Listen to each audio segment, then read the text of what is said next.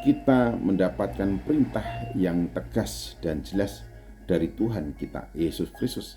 Kalau kita memang benar-benar adalah murid-Nya, maka kita saling mengasihi sama seperti Kristus mengasihi kita.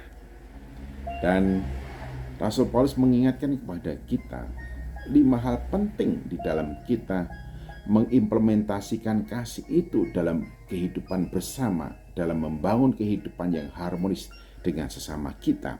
Di dalam Roma pasal 12, 9 dan 10 dikatakan, hendaklah kasih itu jangan pura-pura. Jauhilah yang jahat dan lakukanlah yang baik. Kasih jangan pura-pura. Lakukanlah yang baik dan jauhilah yang jahat. 3 hal ini penting sekali. Jangan sampai orang lain menangkap bahwa kita ini hanya berpura-pura saja. Atau orang lain mengatakan ada udang di balik batu untuk semua kebaikan yang kita lakukan. Ini artinya apa? Dalam hal mengasihi dituntut ketulusan, keikhlasan, dan kemurnian. Jadi mengasihi itu hanya untuk orang yang dikasih, bukan untuk diri sendiri. Karena itu diperingatkan, dalam hal mengasihi kita harus menjauhi yang jahat. Jadi jangan pernah ada pikiran dan perasaan atau prasangka yang buruk terhadap siapapun. Tetapi kita harus selalu mengembangkan pikiran yang positif terhadap orang lain, dan kita selalu melakukan yang baik kepada orang lain. Dan ingatlah, kasih yang kita lakukan terhadap dan untuk siapapun itu adalah kita perbuat dengan ketulusan hati, dengan keikhlasan hati, dengan kemurnian hati. Memang kita ingin agar orang lain menerima kebaikan yang kita lakukan, oleh karena kita melakukannya dengan ketulusan hati. Dan kemudian ada 2 hal lagi yang ditekankan di sini. Di dalam Roma 12 ayat yang ke-10 dikatakan, hendaklah kamu saling mengasihi sebagai saudara dan saling mendahului dalam memberi hormat. Saling mendahului dalam memberi hormat penting sekali. Ini sebenarnya merupakan wujud dari kerendahan hati kita dalam kehidupan kita bersama. Saling mendahului, jadi kita mendahului, memberi hormat, menghargai orang lain. Atau artinya menempatkan orang lain lebih utama dalam kehidupan bersama daripada diri kita sendiri. Berarti kita rela menyangkal diri, rela mengesampingkan diri sendiri, rela mengedepankan kepentingan orang lain daripada diri kita sendiri. Dalam hal mengasihi, kita saling mendahului, memberi hormat.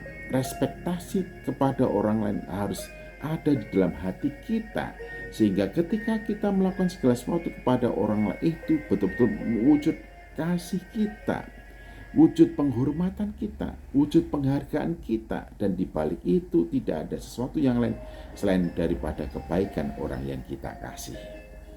Kemudian yang kelima, mengasihi siapapun sebagai saudara.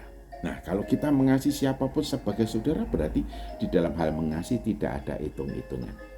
Di dalam hal mengasihi tidak ada mencari keuntungan. Di dalam hal yang mengasihi tidak ada kepentingan diri sendiri. Di dalam hal mengasihi kita selalu mengedepankan, karena kita mengasihi siapapun sebagai saudara. Wah, luar biasa pengajaran tentang kasih dan bagaimana kita harus mengasihi sebagaimana kebenaran firman Tuhan. Tuntutan dan standar mengasihi itu seperti Tuhan Yesus Kristus mengasihi kita. Oleh karena itu, kasih kita tidak pura-pura. Kita menjauhi yang jahat untuk siapapun, terhadap siapapun, termasuk pada orang-orang yang mungkin melukai hati kita.